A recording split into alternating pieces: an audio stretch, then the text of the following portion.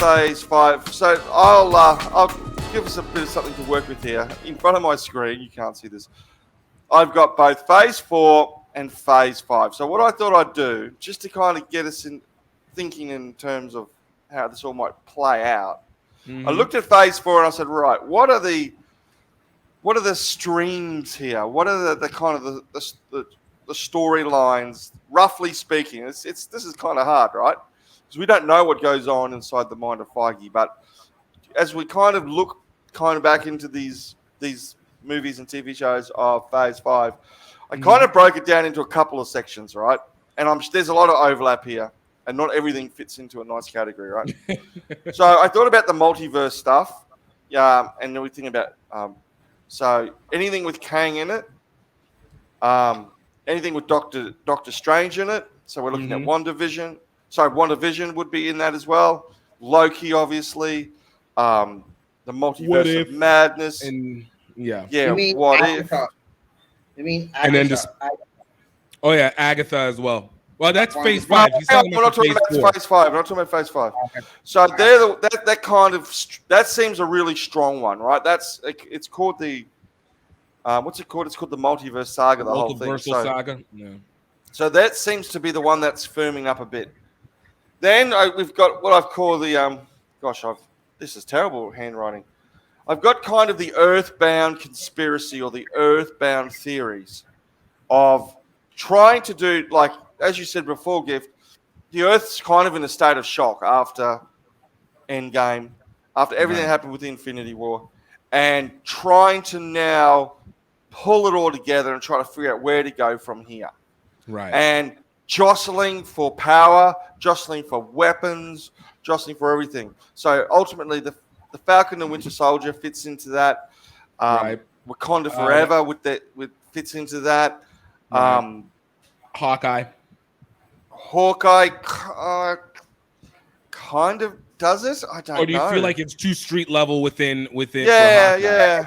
But I think there's hints of it in other shows, though, right? So the Hulk, what he's up to, kind of what he's doing. Little bits of even in WandaVision, there were little hints of, let's get Vision up and going. Let's get this weapon going. Right. Even though I think it's a multiversal story, but it also had a strong dose of we need a response. Yeah, with that agent who was a real asshole. And there's bits in there. Black Widow.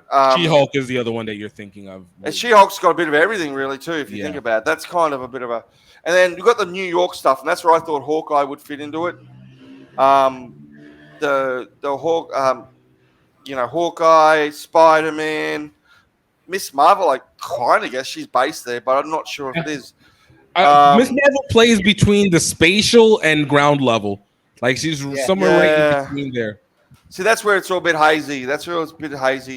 But then we've got stuff which is just kind of in space, which I guess I put Miss Marvel because that's where she ends up at the end of that TV show. Thor, I don't know how that fits into anything else. Oh, you know who you forgot? You know who you forgot for that category with Falcon and the Winter Soldier and Black Panther, Shang-Chi. That's the other one. Does that fit into that category? I think his is it.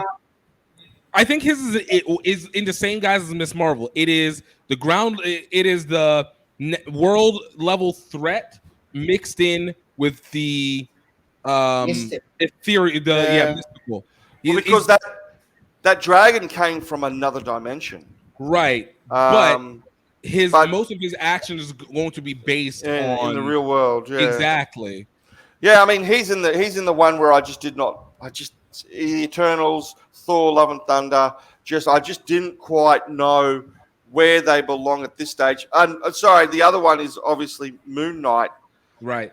I think Moon Knight actually goes which into is the in the Midnight Suns. There's a Midnight Suns there. Yeah, I feel like that again goes into the Thor, Love and Thunder, the Eternals, Moon Knight, and then a teeny bit of Miss Marvel. A teeny bit of Miss Marvel.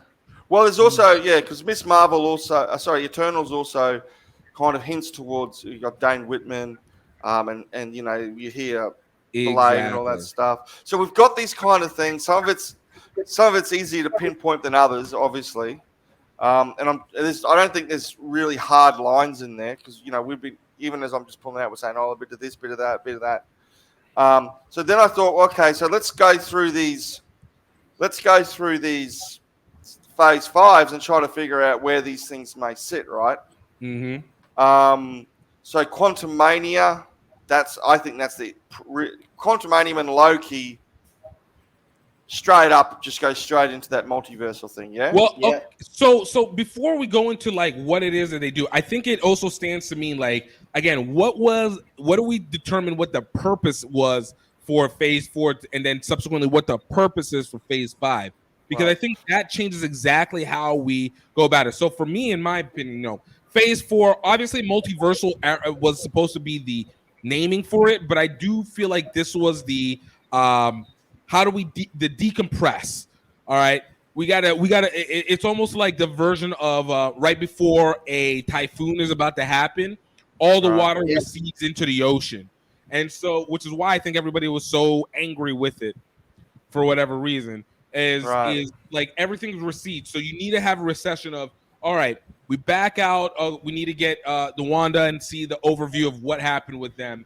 The Eternals now we need to Yeah. be able to open up and understand that there's sky gods that are more than just the Asgardians, right? And now we have the recede back where we need to see the multi-versions. Obviously, we said with Doctor Strange. So everything was about receding everything back so you can expose it all for all the mess and the chaos and literally life To explain stuff. Say that again. To explain stuff like that happened Exactly. first 3 days. And I Yeah, think it that's also exactly is how to it- establish life being life. Like it's not all neat. It's not all action. It's just life being life. So then for phase 5, it is now basically the starting of the of what we got at the end of Loki, the true continuation of Multiverse. Loki. Whereas everything Right. else was kind of like maybe happening either simultaneously or a little bit before. I do think that not just because it's Ant-Man and the Wasp, not just because Quantum Mania starts, but I think the Kang era really starts to impact now the details of everything that we Right. get from moving forward. So what we know obviously impacts with Quantum Mania is the initial battle with Kang, which obviously kicks off from Loki, and then we see obviously that was after effect from Doctor Strange and Spider-Man No Way Home, and a little bit WandaVision, and then I think Guardians of the Galaxy actually is going to pick up on the effects of what we get with Kang, and also I'm making this prediction. I don't know if it's for sure. What happens with Miss Marvel being transported and Captain Marvel being transported into different places, which I think will lead to what the Marvels end up impacting itself. Yeah. Alright. Yeah, And that's so- an interesting. Okay. Do you Yeah. think Agatha and the Coven of Chaos? I'm just now looking here. Do you think Agatha and the Coven of Chaos is going to be part of that because she kind of provided a lot of information about who the Scarlet Witch was? Yeah, and- I don't think. Oh, go ahead, JP. sorry. Like, I'll just I'll build on what Giff was saying. Phase 4 was more like dealing with the aftermath of like the first 3, right? Then phase 5 is actually the start of the multiverse thing, where like they unraveled it in Loki and Doctor Strange, and phase 4, Agatha would probably be like one of the things that's one of the threads that's been unraveled, and it's building up to something big in phase 6. It's like phase 5 is actually just like a setting up for like the big stuff in phase 6, just like in the first 3 phases, build up phase 1, 2, things start happening, and then boom, phase 3, like you've got the big Avengers movies. Yeah. That's Right. like in threes. Phase 6 So- is like phase 3. So the multiverse stuff, I almost feel we're not sure quite with Marvel. Not quite sure if the Guardians of the Galaxy are going to tap on that stuff. But a lot of this multiverse seems to stand out quite clearly in who's going to do the multiverse stuff. I don't know if Blade's going to do it. So No, Blade's not gonna do it. I don't think he's gonna. Blade. But that's the thing. I think that's the thing that we're missing. I think in Phase 4 we see the separations. Like I said, Yes. it always ethereal first, ethereal space, multiversal, world, and then ground. We had to see where the separations were going to be defined.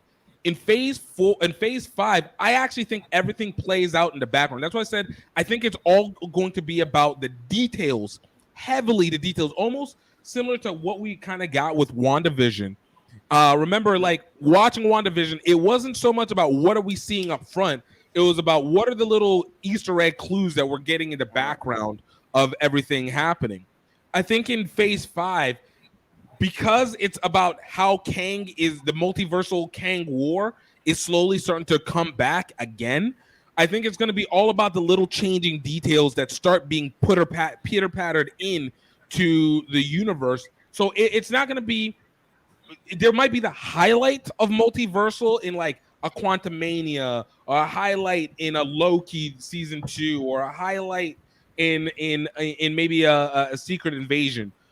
But I think we'll see the little it's the little ripple effects that will start popping up in each of the shows and episodes that we do to kind of strengthen the fact that there is a multiversal change, and there's like these little but noticeable, small, but if you're not paying attention, unnoticeable, but really you should be paying attention, noticeable changes that seem to be affecting how people are perceiving each other or how things are moving forward.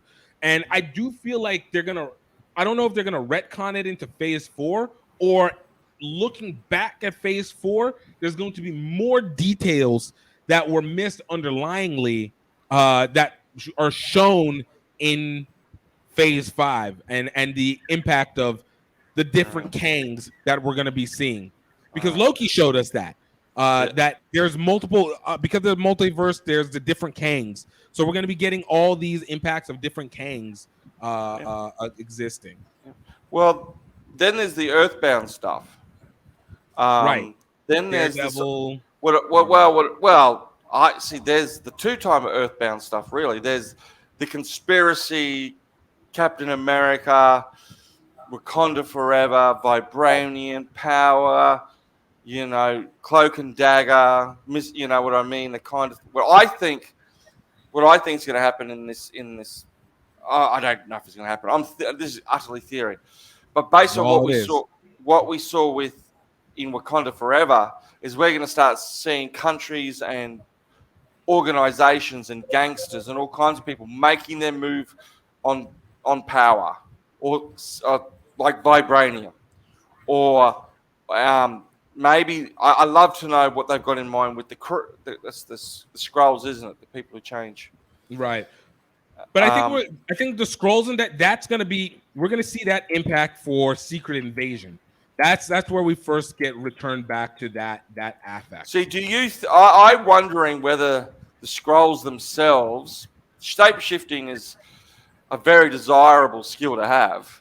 Right. I'm wondering if there's going to be a move by someone like Thunderbolt Ross or the Power Broker or Doctor Doom to see if they can clone or find a way to tap into that resource. Whether the scrolls themselves could be seen as a real asset to people who are trying to get power, people who are trying to, I'm just wondering if you've got all these vibranium now floating around the planet. You've got white visions floating around. You've got all these things, and you've got Skrull there. These people who have the ability to change. I'm wondering if the governments in the world and good, bad, or indifferent are going to, people like Madam Hydra, are going to say, right, we need to get this stuff. And people have always talked about the Skrull themselves being diabolical, and maybe they will be, or there will be a subset of them. But it wouldn't be surprised if it often happens in these movies that it's the human beings who tee off the problem by trying to do something like, how do we clone these people? Because the world has fallen into disarray, or not disarray, but confusion and fear, like you talked about before, things coming out of the sky. We're no longer the top of the pecking order. Food We chain, right. need weapons. We need resources. We need shapeshifters. We need vibranium. We need white vision, mutations. I'm just wondering, Secret Invasion, maybe touching onto that. Obviously, there's Captain America, New World Order. There's the Thunderbolts. I don't know if Daredevil fits into that. Ironheart would fit into that. I don't know. What do you guys think? I don't think so. I think Secret Invasion will probably tie in with Guardians and the Marvels, like bringing Earth into a bigger universe, into a bigger galaxy. I think we're going to see like the fight between the Skrulls and the Kree and the Shi'ar Empire, and all those different galactic empires that are present in the comic universe. I think they're bringing that in because they play a lot with regards to Inhumans, the what do you call that last movie that with a big giant celestial in the middle of the sea? Eternals. The Eternals. Yeah. So I think Secret Invasion will just be like Skrulls and trying to invade, and the street level heroes will be the ones to discover it. Like in the comics, Elektra was found out to be a Skrull, and Dum Dum Dugan turns out to be a Skrull. Right. I think Secret Invasion plays out more, bringing Earth and its heroes into the larger universe. Right. And I think that makes sense, but and I do wonder though if it, because even if it is bringing into the larger universe, it would make sense, especially moving into Thunderbolt.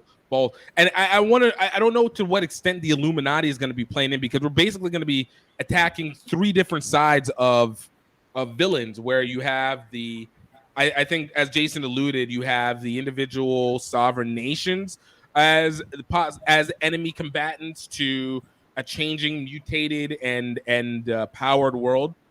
You have the Illuminati that's coming in and is going to be playing, because I don't think they're going to use the Illuminati for one movie and then remove them. And then I think you also have, obviously, then Kang over the top. Sorry. Yeah, go ahead. No, go with your thought. I think though they've used the Illuminati, and I'm sure they're going to use it again, but I think they're not going to use it for a while. They'll probably wait for T'Challa's son, T'Challa, to be grown up before they bring it back. Yeah. So it's not going to be for a while. It's probably, phase 6, phase 7 before they bring back the Illuminati. Especially when they probably, like everybody's been saying, phase 7 will probably be the mutant phase, So yeah. I think that's when they really start bringing in the Illuminati and stuff. Yeah, I'm sorry, I'm stuck on Secret Invasion. I'm just taking a look at who the people are who are going to be in it. Because one thing we haven't talked about is one of the big indications about where these things are going is who they've cast in roles. And I'm pretty sure there's a lot of spy people in this one. Right. So you've got people who Martin Freeman's in it as Everett Ross, Colby Smulders, Nick Fury, Ben Mendelsohn is obviously he's obviously the king, good old Aussie. And then Don Cheadle's in it. So these are all people who are, cloak and dagger, espionage. Yeah. Let's remind our friends to please click on the subscribe button and hit that notification bell so you know when we have new videos out. Subscribe! Subscribe! I gotta die or die.